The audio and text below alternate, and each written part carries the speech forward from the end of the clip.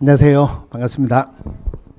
자, 저번 시간에 용어정의 보셨고 오늘은 24페이지의 중개대상물 볼 차례입니다. 자, 펴놓고 저번 시간에 한 거 잠시 복습 좀 하고 갈게요. 용어정의 할 때 처음에 중개 나왔어요. 중개란 제3조 규정에 의한 중개대상물에 대해서 거래 당사자 간의 매매, 교환, 임대차, 그 밖의 권리의 득실 변경에 관한 행위를 알선하는 것을 말한다. 물론 3조 규정에 의한 중개대상물, 법정 중개대상물이 아니면은 중개라는 말이 성립될 수가 없죠. 그죠? 거래라는 말은 사인들 간에 서로 대가적인 채무를 부담하는 것을 거래라고 한다. 거래가 안 되면은 중개가 될 수 없다. 그 다음에 매매, 교환, 임대차, 그 밖의 권리, 중개 대상의 권리는 아직까지 깊이 들어가지는 않았지만은 등기할 수 있는 권리는 전부 다 중개 대상의 권리에 해당한다. 그런데 유치권하고 법정지상권은 등기되는 권리는 아니지만은 판례에서 요거는 일신 전속적인 권리가 아니다. 그래서 이전할 수 있고 이전할 때는 중개 대상의 권리에 해당한다. 이랬어요. 용어정의에서 제일 중요한 게 중개업입니다. 중개업에서 제일 핵심적으로 봐야 되는 게 보수를 안 받으면은 중개업이 아니다. 그죠? 그래서 다른 사람의 의뢰에 의해서 일정한 보수를 받고 중개를 업으라는 것을 말한다. 그럼 기업공개사만 합법적으로 중개업을 할 수 있고 기업공개사 아닌 자가 중개를 하면은 처벌받습니다. 기업공개사 대기에서 등록을 해야 되는데 무등록자가 거래계약을 체결시켜주고 보수를 달라고 요구를 하는 상태. 그럼 아직까지 보수를 안 받았죠. 보수를 안 받았으니까 중개업 행거는 아니다. 그래서 그 사람을 무등록자로 처벌할 수 없다. 중개를 업으로 할 때 업이란 계속 반복적으로 영리를 목적으로 한 것을 업으로 한 것을 업이라 한다. 그러면은 우연히 한번 하는 것은 보수를 받든 안 받든 중개업에 해당하지 않는다. 물론 조금 오래된 판례인데 간판을 걸고 하게 되면은 계속 반복적으로 영리를 목적으로 한다는 것을 전제 조건으로 한다. 중개업에 해당하죠. 그죠? 어떤 행위가 중개행위인지 아닌지의 판단은 그 중개행위를 하는 본인이 판단하는 게 아니고 사회통념상 객관적으로 판단한다. 그 다음에 공인중개사, 이 법에서 공인중개사 자격을 취득한 자를 말한다. 자격만으로는 중개업을 할 수 있는 것은 아니다. 그래서 자격을 취득한 자로서 중개업을 영위하는 자를 말한다. 들어가면 안 되죠. 그 다음에 기업공개사, 이 법에서 중개사무소 개설 등록한 자를 말한다. 등록을 해야 기업공개사가 되고 기업공개사 되기 위해서 즉 등록하기 위해서 공개사 자격이 필요하다. 그래서 기업공개사의 종별에 공인중개사인 기업공개사 그리고 법인인 기업공개사 그 다음에 중개인이 있는데 시험에서는 중개인이 안 나온다 그러죠. 공인중개사 제도가 시작되기 전부터 중개업을 하던 분의 기득권을 인정해가지고 비록 자격이 없다 하더라도 기업공개사를 인정을 해준 사람이에요. 지금은 법 76385 부칙 6조 2항에 의한 기업공개사 이래 놓을 거예요. 그럼 이 사람은 자격이 없죠. 그죠? 자격이 없는 사람도 기업공개사가 되는 사람이 있다. 그 다음에 고용인 중에서 자격증이 있는 사람을 소속공개사, 없는 사람을 중개보조원이란다. 소속공개사 할 때 꼭 들어가야 되는 두 개가 소속되었다, 공인중개사다 꼭 들어가야 되죠. 그래서 소속공개사란 기업공개사에 소속된 공인중개사로서 중개 업무를 수행하거나 기업공개사의 중개 업무를 보조하는 자를 말한다. 공인중개사 가로 열고 기업공개사인 법인의 임원이나 사원으로서 공인중개사인자를 포함한다. 즉 임원이나 사원으로서 공인중개사인자도 소속공개사에 해당한다 이 말이에요.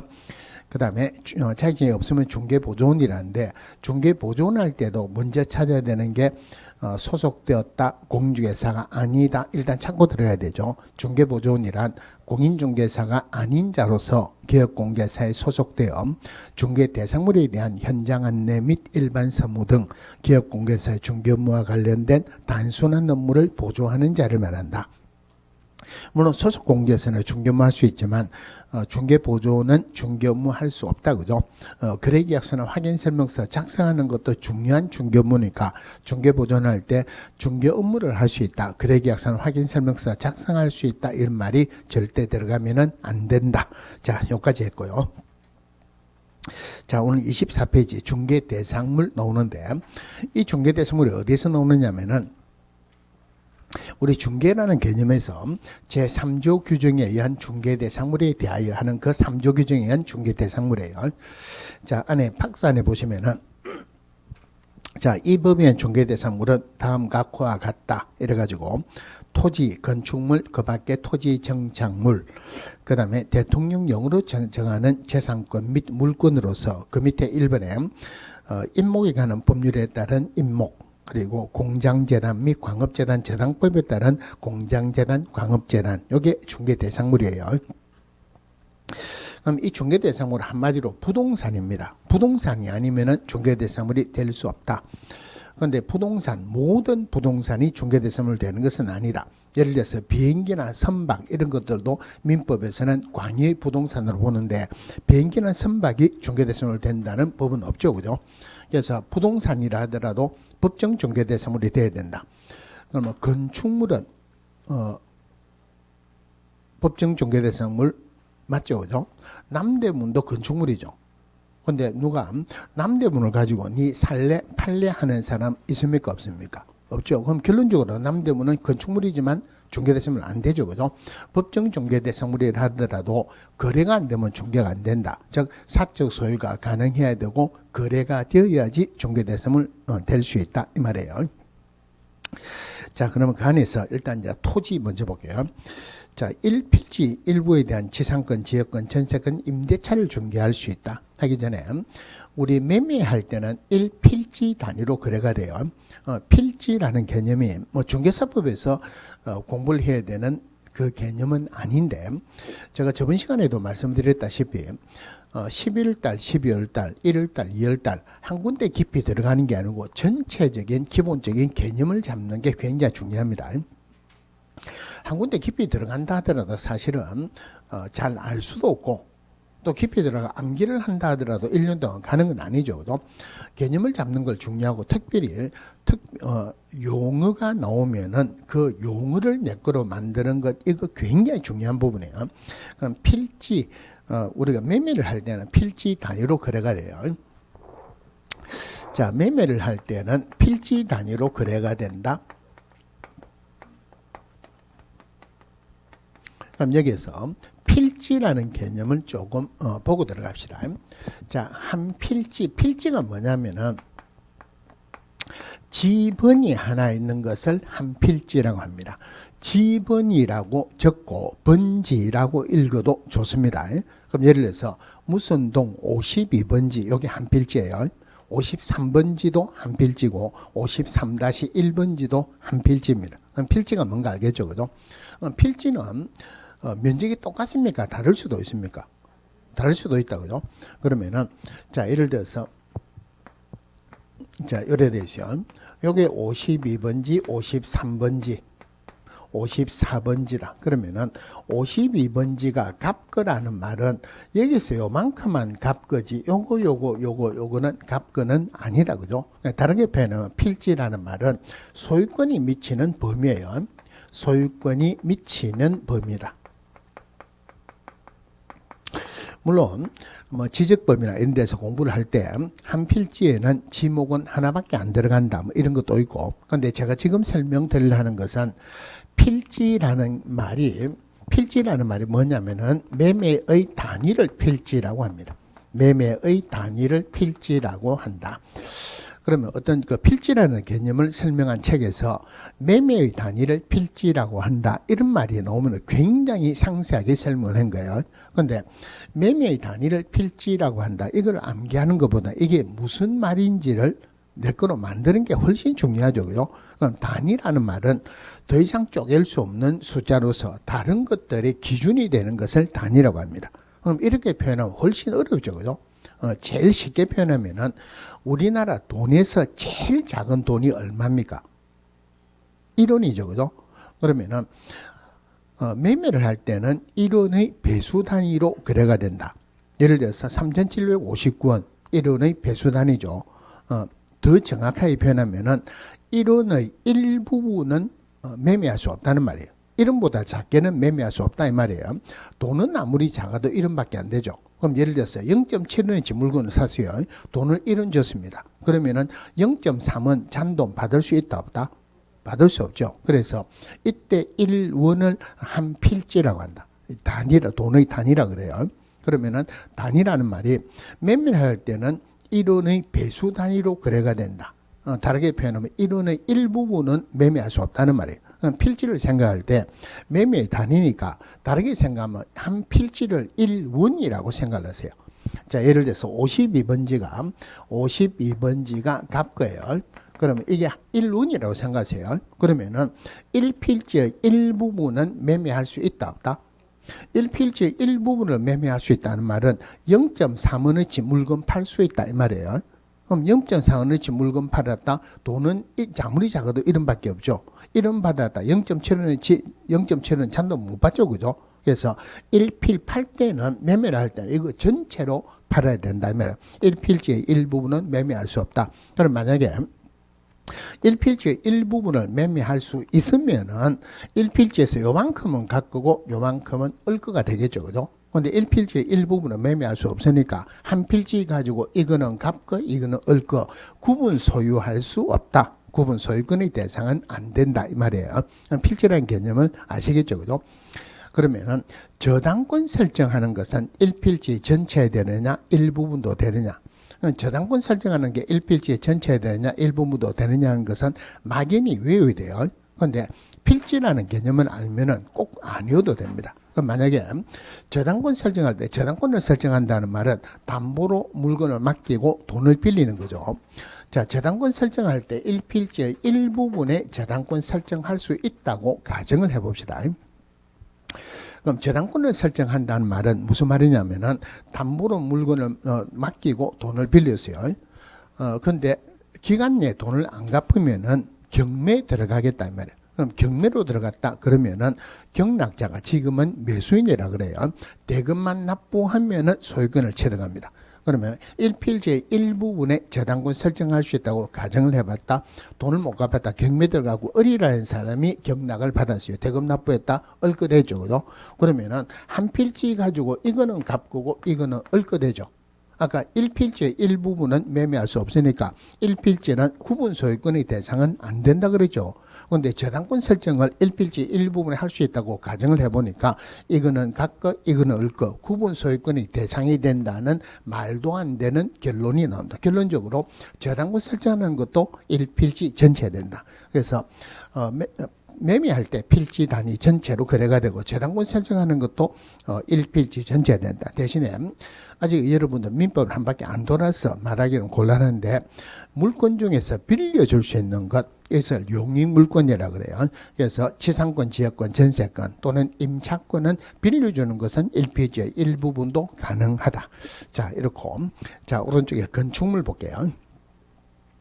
자, 판례상 중개대상물인 건축물은 민법상 부동산인 건축물에 한정된다고 하여 지붕과 기둥 그리고 주벽을 모두 갖추어야 중개대상물이 될 수 있다. 이건 아직까지 별로 중요한 건 아니고, 자, 이번에 신축적인 지붕과 기둥 그리고 주벽을 모두 갖춘 미등기 건물이나 무가 건물도 중개대상물에 해당한다. 우리 그 왼쪽 페이지에 중개대상물에 토지 건축물, 그 밖에 토지 정착물, 여기 중개대상물 되는데, 요거는 한마디로 등기가 안 돼도 중개대상물 돼요. 허가를 안 받아도 중개대상물 된다. 그러면은 어떤 의미로 보느냐면은 한마디로 내 거를 다른 사람에게 팔 수 있다라면은 중개대상물 된다라고 생각하세요. 판다는 말은 소유권 이전하는 거죠. 매매죠. 그죠? 물론 대상은 매매뿐만이 아니고 등기되는 권리 전부 다 들어갑니다. 그 중에서 예를 들어서 내 거를 다른 사람에게 팔 수 있다라면은 중개대상물 된다라고 생각하는 게 제일 쉽습니다. 그럼 예를 들어서 건물을 하나 지으려면은 건축법에서 건축 허가를 받아야 돼요. 갑이라는 사람이 건물을 지었는데 건축 허가를 안 받았다. 안 받고 건물을 지었다. 무가 건물을 지었어요. 그러면 그 무가 갑은 벌은 받겠죠. 그죠? 허가 안 받고 건물 지었으니까 벌은 받는데 그 건물은, 무가 건물은 누구 겁니까? 갑 거죠. 갑 거라는 말은 내 거 되죠. 그죠? 그러면은 무가 건축물은 거기에서 천년만년 살아야 됩니까? 팔고 이사갈 수 있습니까? 팔고 이사갈 수 있다? 그러면은 무가 건축물도 내 거 되고 팔 수 있죠. 그래서 허가 안 받아도 중개대상물 돼요. 등기를 안 해도 중개대상물 된다. 자, 근데 여기에서는 이제 중요한 게 뭐냐면은 그 판례, 위에 판례는 지금 보시지 말고 판례 밑에 깜빡이 여기 중개대상물 중에서 제일 중요한 부분이에요. 한번 읽어보겠습니다. 자, 중개대상물로 규정된 건물에는 기존의 건축물뿐만 아니라 장래 건축될 건물도 포함되어 있는 것이므로 아파트의 특정 동호수에 대해서 피분양자로 선정되거나 또는 분양계약이 체결된 후에 특정 아파트에 대한 매매를 중개하는 것은 중개대상물인 건물을 중개한 것에 해당한다. 자, 요게 중개대상물 중에서 제일 중요한 부분이에요. 자, 요거 조금 내용을 좀 보고 갈게요. 자, 우리가 건물을 하나를 지으려면은 건축법에서 건축 허가를 받아야 돼요. 근데 나중에 공부를 한 바퀴 돌면은 주택법이라는 법도 있어요. 이건 뭐냐면은 일정 세대 이상의 주택을 지을 때는 건축법에서 건축 허가를 받는 게 아니고 주택법에서 사업계획 승인을 받아야 돼요. 그러면은 예를 들어서 건축법에서 건축 허가를 받는다 하는 말이나 주택법에서 사업계획 승인을 받는다는 말이나 의미는 똑같습니다. 그러니까 예를 들어서 아파트 30세대 이상의 아파트를 지으려면은 주택법에서 사업계획 승인을 받아야 돼요. 그러면은 300세대 아파트 짓겠다고 사업계획 승인을 받았습니다. 그러면은 이걸 분양을 해야 되겠죠. 분양 공고를 합니다. 그죠? 분양 공고를 하는데 1순위자가 600명이 왔습니다. 내가 300세대 아파트 짓는다고 사업계획 승인을 받았는데 1순위자가 600명이 왔다. 어떻게 해야 됩니까? 600명하고 계약을 체결할 수는 없죠. 그럼 추첨해가지고 당첨되면은 당첨된 사람하고 계약을 체결하겠죠. 그죠? 자, 그러면은 추첨을 해서 당첨됐어요. 당첨된 사람하고 계약을 체결하면 이제 분양 계약을 체결하죠. 근데 주택법에서는 분양이라는 말을 안 씁니다.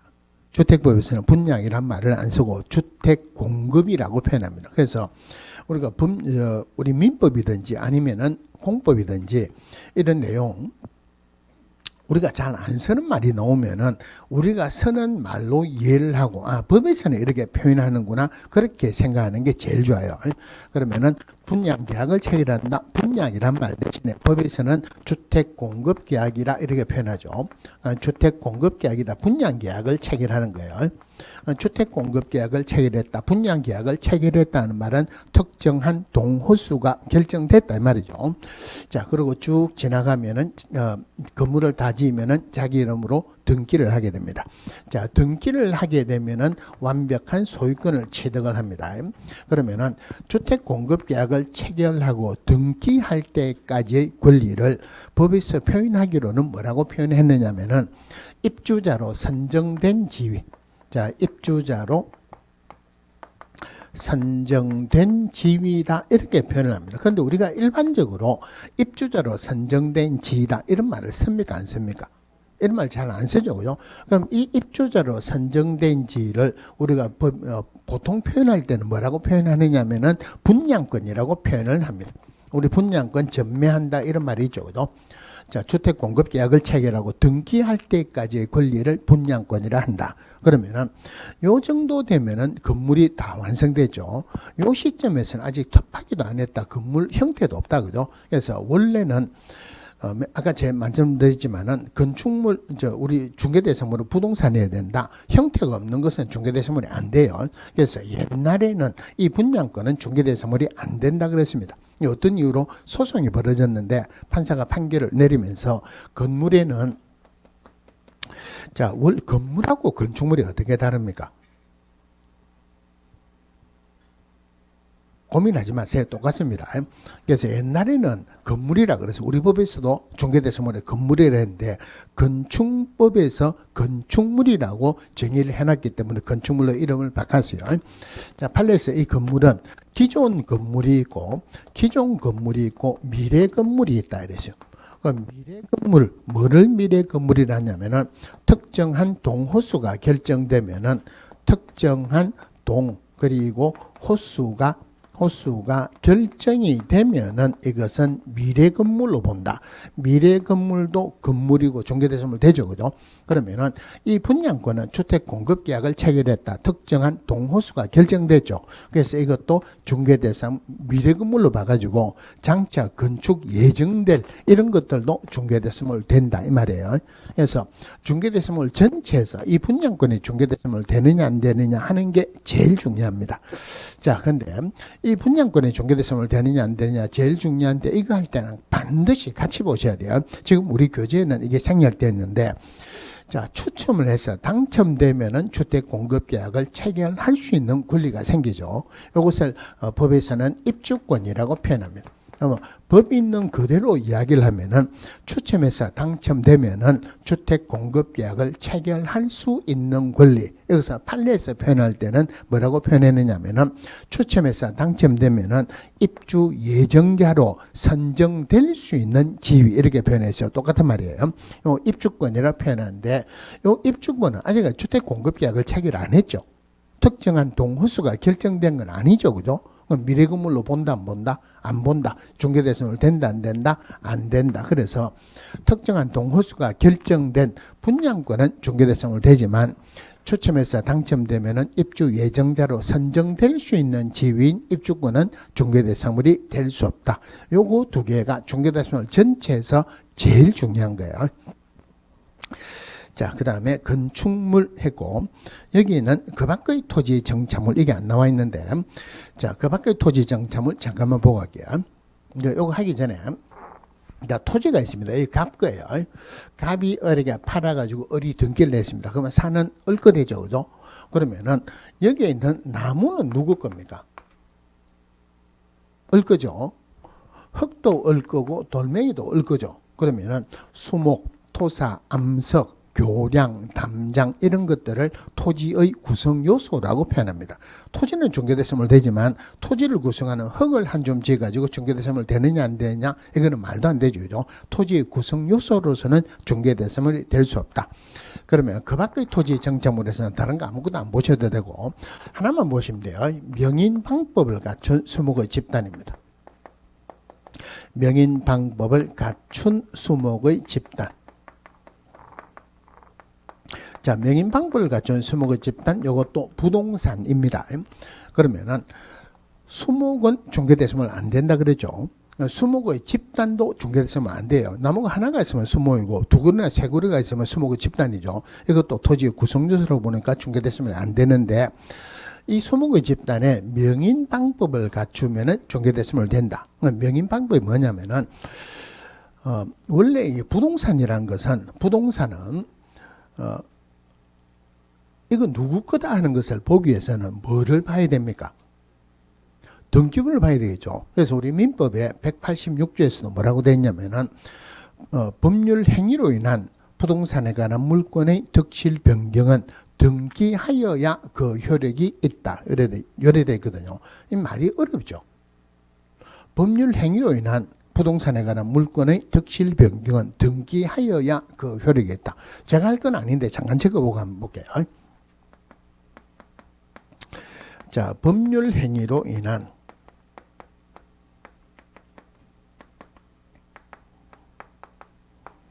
부동산에 관한 물권의 득실 변경은 등기하여야 그 효력이 있다. 자, 이거 우리말 아닙니다. 우리가 이런 말 안 쓰잖아요. 우리가 안 쓰는 말은 우리말이 아니에요. 이걸 우리말로 고쳐볼게요. 법률 행위, 물론 여러 가지가 있지만 제일 대표적으로 95% 이상이 한마디로 계약입니다. 자, 계약으로 인한 부동산 토지 건축물이죠. 물건이 여러 개 많지만 물건에서 제일 대표적인 물건의 본권이 소유권이에요. 물론 소유권 말고 뭐 용의 물건도 있고 그다음에 담보 물건도 있고 이런데 다른 건 생략하고 소유권이라고 생각하세요. 일단 소유권. 그러니까 소유권 매매를 하면은 한쪽에서는 득하고 한쪽에서 실하죠. 다른 말로 변경됐죠. 그런데 권리는 변경이란 말보다는 이전이라는 말을 더 많이 써요.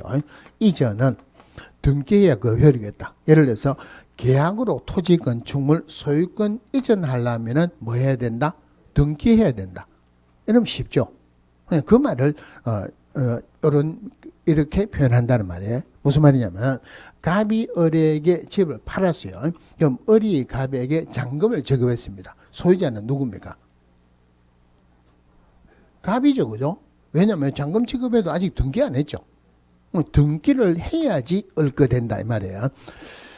자, 그러면은 부동산은 등기라는 방법으로 공시를 하죠.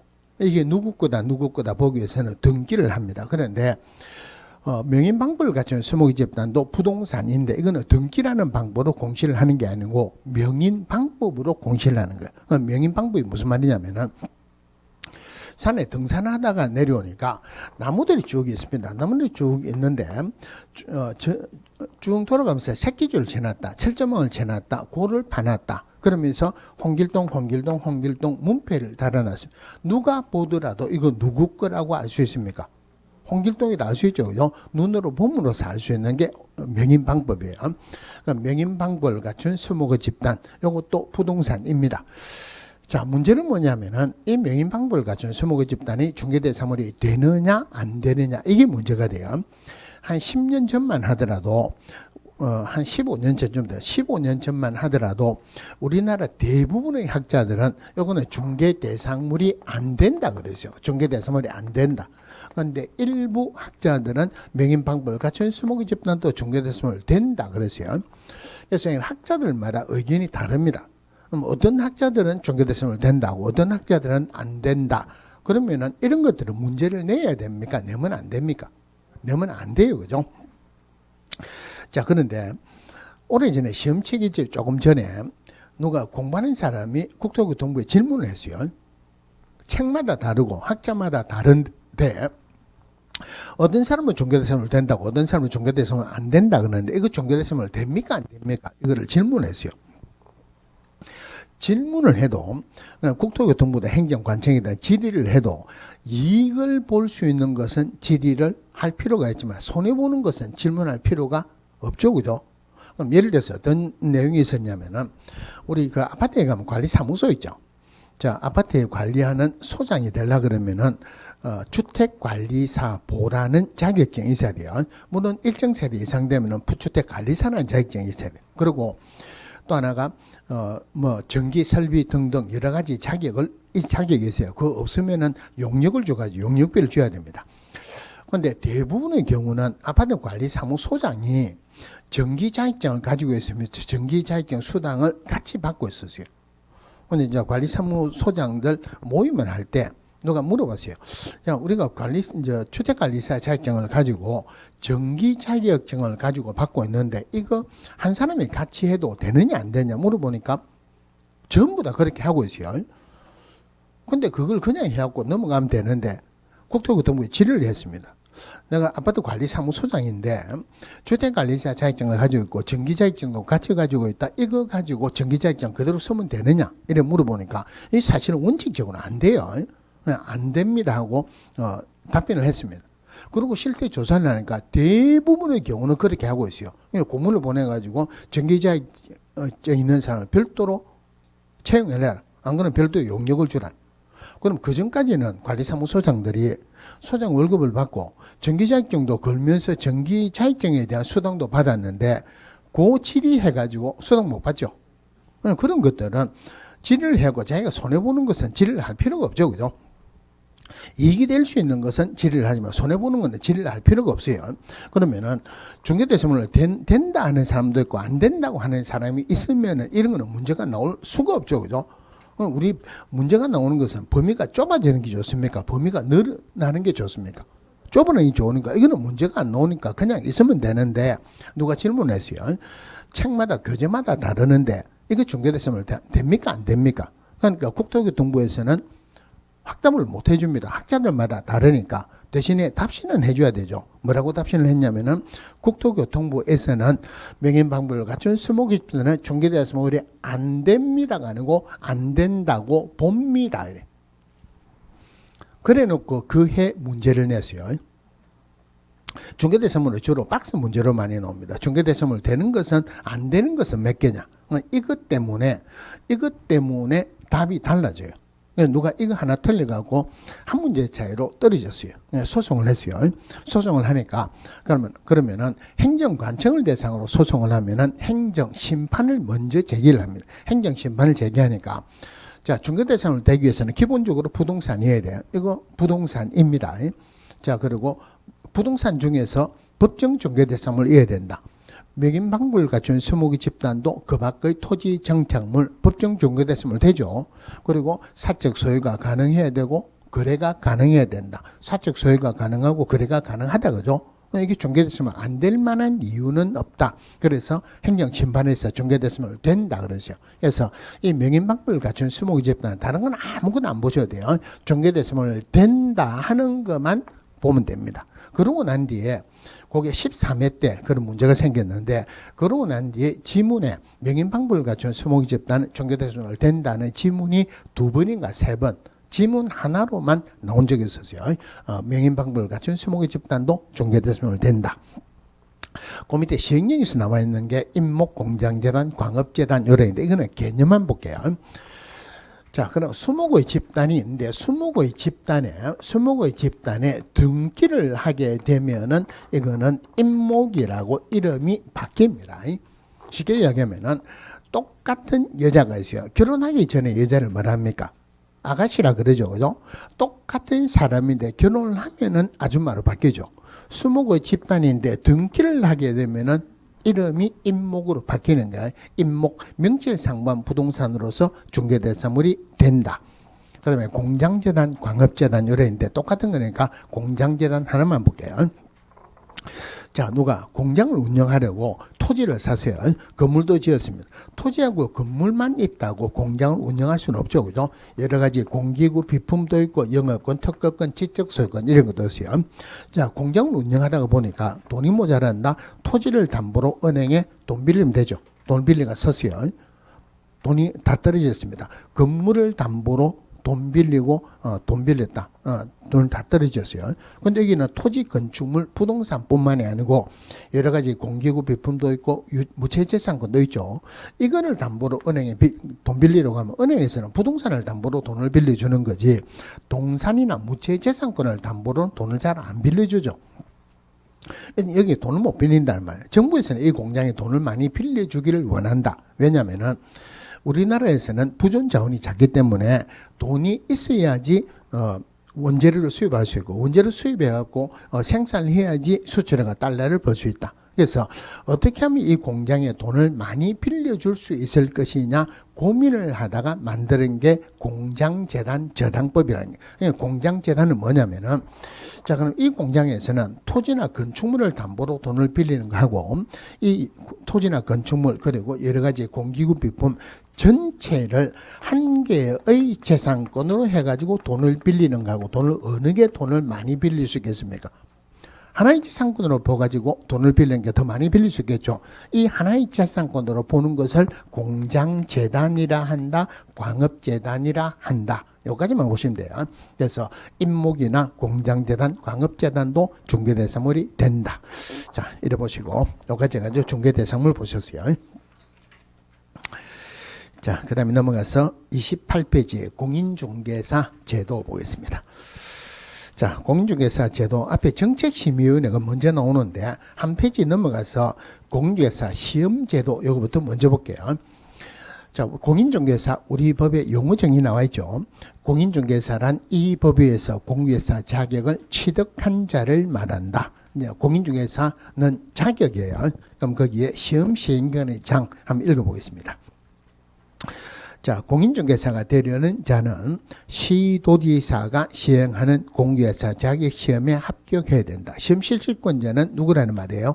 시도지사죠. 그죠? 그런데 이번에 국토교통부 장관은 공인중개사 자격 시험 수준의 균형 유지 등을 위해서 필요하다고 인정하는 때는 대통령령으로 정하는 바에 따라 직접 시험 문제를 출제하거나 시험을 시행할 수 있다. 예외적으로 국장도 들어갈 수 있다 이 말이네요. 자, 국토교통부 장관이 직접 시험 문제를 출제하거나 시험을 시행하려는 경우에는 심의위원회 의결을 거쳐야 한다. 자, 그러면은 일단 시험 실시권자부터 볼게요. 자, 공인중개사 시험 실시권자는 원칙은 누구예요?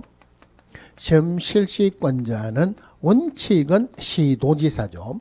원칙은 시도지사인데 예외적으로 국토교통부 장관이 직접 시험을 시행할 수도 있다.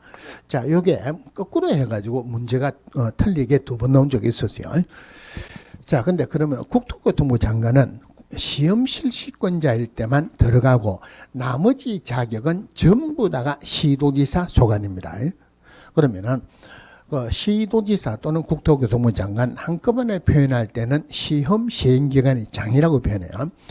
자, 그럼 국토교통부 장관은 시험 실시권자에 들어갈 수 있지만 국토교통부 장관이 시험 실시권자라 하더라도 자격증 교부는 누가 해준다? 시험 실시권자일 때만 예외적으로 국장이 들어가고 나머지는 전부 다 시도지사 소관이라 그러죠. 자격증 교부는 누가 한다? 시도지사. 자격증 잃어버렸다. 재교부 신청 누구에게 한다? 시도지사. 그러면은 지금 우리가 공부하는 첫 번째 이유 보세요. 지금 공부하는 첫 번째 이유가 자격증 교부 받는 거죠. 공인중개사법에서 숫자는 전부 다 제 손가락 안에서 다 놓는다고 했어요. 우리가 공부하는 첫 번째 이유가 자격증 교부 받는 거다 하는 말은 시도지사는 합격자 결정 공고일로부터 몇 개월 이내 자격증 교부해야 된다? 1개월 이내. 여기 2개월이라고 틀리게 나온 적도 있었어요. 자, 그럼 거기에 자, 응시 자격이 있는데 자, 1번에 자격이 취소된 후 3년이 경과되지 아니한 자는 공개사가 될 수 없다. 즉 시험 못 친다 이 말이죠. 그 다음에 2번에 시도지사 또는 국토교통부 장관은 시험에서 부정한 행위를 한 응시자에 대해서는 그 시험은 무효로 하고 그 처분이 있은 날로부터 5년간 시험 응시 자격을 정지한다. 이 경우 시험 시행기관의 장은 지체 없이 이를 다른 시험 시행기관의 장에게 통지해야 된다. 자, 그러면은 공인중개사가 될 수 없는 자, 시험을 못 치는 자 딱 두 명 있죠. 공인중개사가 될 수 없는 자, 시험 못 치는 사람, 자격 취소되고 몇 년 동안? 자격 취소되고 3년 동안은 시험 칠 수 없다, 그죠? 부정행위 하면은 옛날에는 시험 시행일로부터 했는데 지금은 처분일로부터 몇 년간? 5년간 공인중개사가 될 수 없다. 시험 못 칩니다. 자, 공인중개사가 될 수 없는 자, 자격 취소되고 3년, 부정행위형 5년, 이 사람 말고는 전부 다 공인중개사가 될 수 있다 이 말이죠. 미성년자는 공인중개사가 될 수 있다 없다? 될 수 있죠, 그죠? 지금 여기 미성년자 아무도 안 계시죠? 보통의 경우에는 한 학원마다 미성년자 1명 정도는 주로 있었어요. 어느 학원에 가니까 고등학교 3학년 학생이 공인중개사 공부하러 왔어요. 그래서 제가 다른 학원에 가고 고등학교 3학년 학생이 공인중개사 공부하러 왔더라. 그러니까 우리 학원에는 고등학교 2학년짜리도 2명이나 있어요. 다른 말로 미성년자 공인중개사 될 수 있다 없다? 될 수 있죠, 그죠? 외국인은 공인중개사가 될 수 있다 없다? 자격 취소되고 3년, 부정행위하고 5년 말고는 어느 누구라도 공인중개사가 될 수 있다 이 말이에요. 외국인도 공인중개사 될 수 있죠, 그죠? 그런데 현실적으로 시험에 합격할 수 있겠습니까? 못하겠습니까? 못하겠죠. 한 3, 4년 정도 됐어요. 어느 학원에 가고 첫날 수업을 하고 쉬는 시간에 밖에 있으니까 좀 젊은 아주머니인데 커피를 한 잔 가져가요. 커피 한 잔 드십시오. 고맙습니다 하고 받았어요. 그러니까 뭘 하냐면은 사실은 제가 한국 사람이 아닙니다 그래요. 그러고 보니까 말투가 약간은 조금 다른 것 같아요. 베트남 사람이에요. 제가 한국말도 잘 못하고 이러는데 열심히 할 테니까 꼭 합격할 수 있도록 좀 도와주십시오 이랬는데 합격했어요. 물론 우리말은 잘합니다. 미성년자도 공개사 될 수 있죠. 외국인도 될 수 있죠. 여러분들 될 수 있습니까? 없습니까? 충분히 될 수 있습니다. 자, 부정행위하고 5년간 시험 못 치죠, 그죠? 부정행위 좋은 겁니까? 안 좋은 겁니까? 다르게 표현할게요. 부정행위를 전문적인 말로 뭐라고 표현해요? 컨닝이라고 그러죠. 컨닝 안 하고 시험치가 떨어졌어요. 컨닝하고 안 걸리고 안 들키고 합격했다. 어느 게 좋습니까? 훨씬 낫죠. 부정행위를 다르게 표현하면은 시험에 합격하겠다는 열렬한 의지의 표현이다. 이렇죠. 컨닝하는 거는 제가 어릴 때부터 도사였어요. 그 대학 가가지고 처음에 저는 대학 가면은 공부 안 하는 거 알았습니다. 요즘은 대학생들도 공부 열심히 하죠. 제 때에는 그 공부하고는 담쌌어요. 근데 그 4월달인가 5월달 되니까 중간고사 친다고 시험을 친대요. 세상에 이런 경우가 어디 있느냐. 공부를 안 하는데 어느 정도 안 하냐면은 제가 상대를 놨는데 우리는 부동산학 개론이죠. 그죠? 그 부동산학이라는 게 원래 경제학에서 출발된 거예요.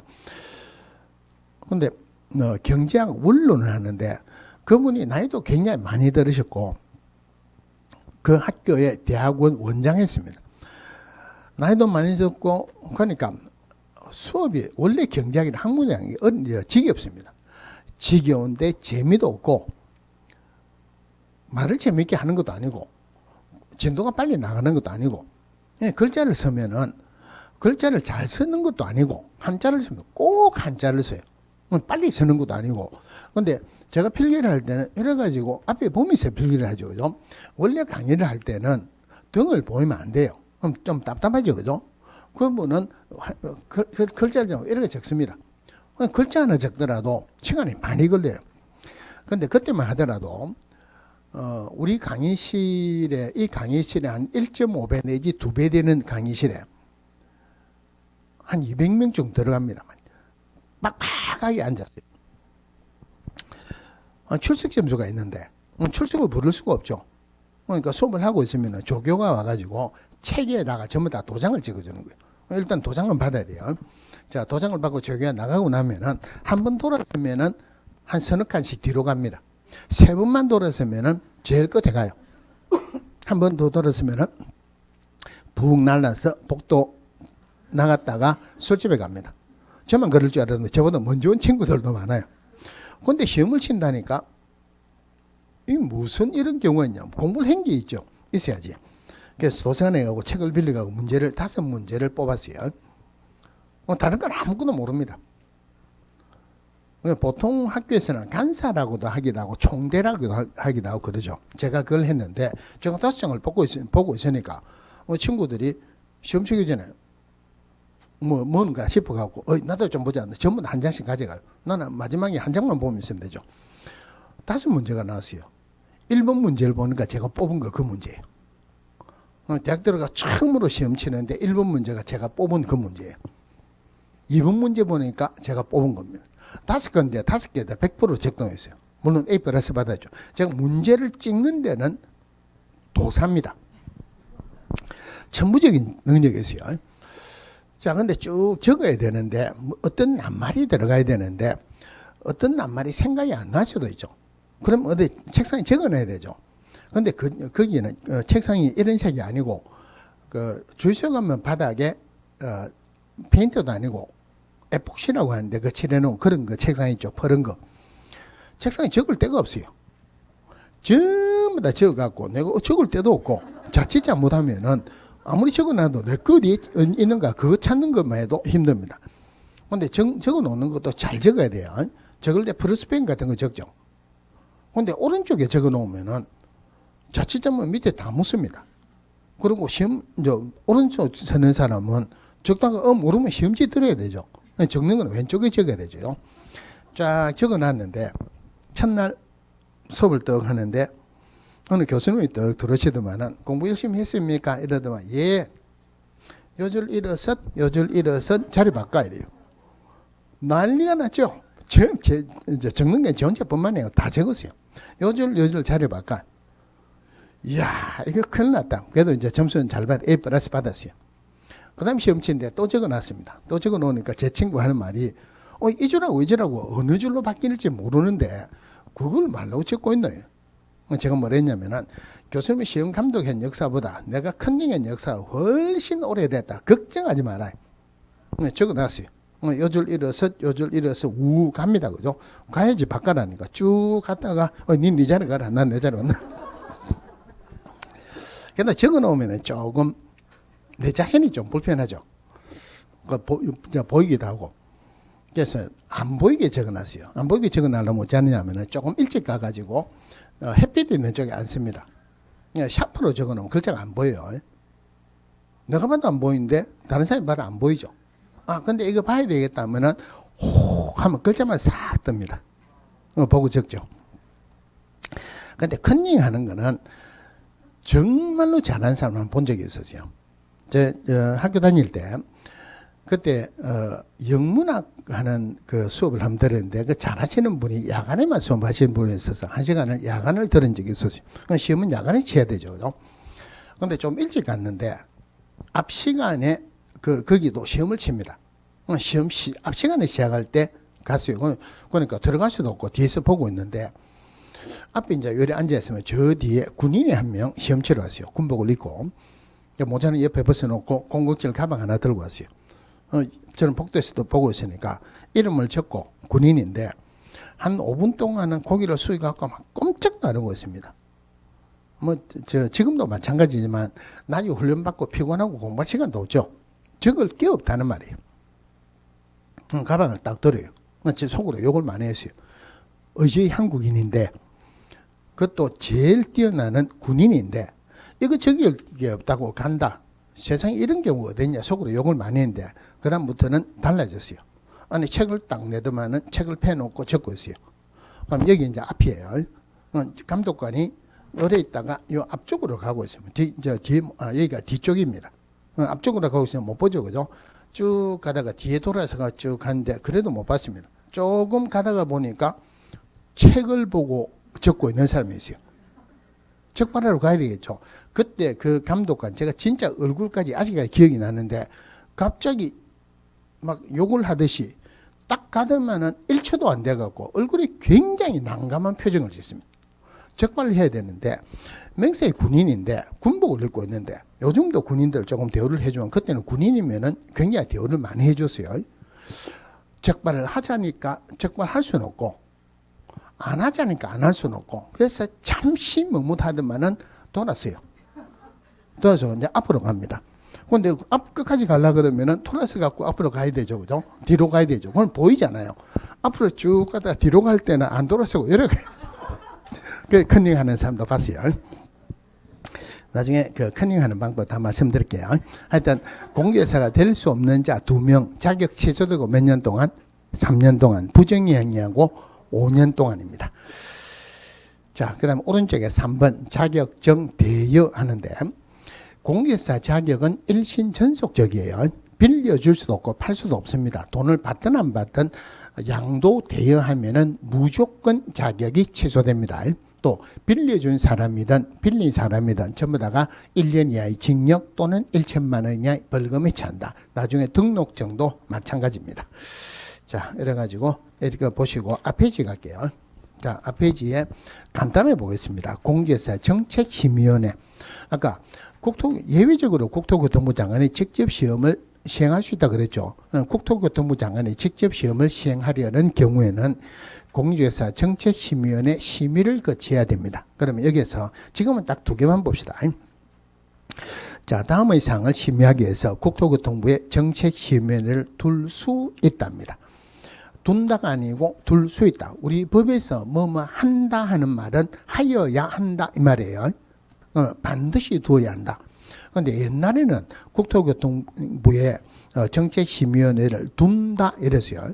반드시 두어야 한다 이 말인데 조금 오래됐지만 매스컴에서 한번 떠들었습니다. 우리나라에 무슨 위원회가 이렇게 많으냐. 1년에 개최를 한 번도 안 하는 위원회도 많더라. 우리나라가 무슨 위원회 공화국이냐 떠드니까 법을 슬쩍 바꿔가지고 국토교통부에 둔다가 아니고 둘 수 있다. 자, 이렇게 바뀌었고 지금 여기까지만 합시다. 정책심의위원회 지금은 깊이 들어갈 필요는 없고 국토교통부에 둔다가 아니고 둘 수 있다. 이래요. 자, 그 다음 넘어가서 32페이지에 중개사무소 개설 등록. 자, 교육이 나오는데 교육은 문제가 나오는 것은 굉장히 간단하게 단순하게 나옵니다. 한 문제는 반드시 나와요. 이런 것들은 시험 칠 때 어려운 거 맞추는 게 좋습니까? 쉬운 거 맞추는 게 좋습니까? 답은 두 개 다 맞추는 게 좋죠. 그런데 쉬운 거 틀리면 안 되죠. 그죠? 교육 할 건데 시간이 들어가면 애매하니까 여기까지 하고 조금 쉬다가 보겠습니다.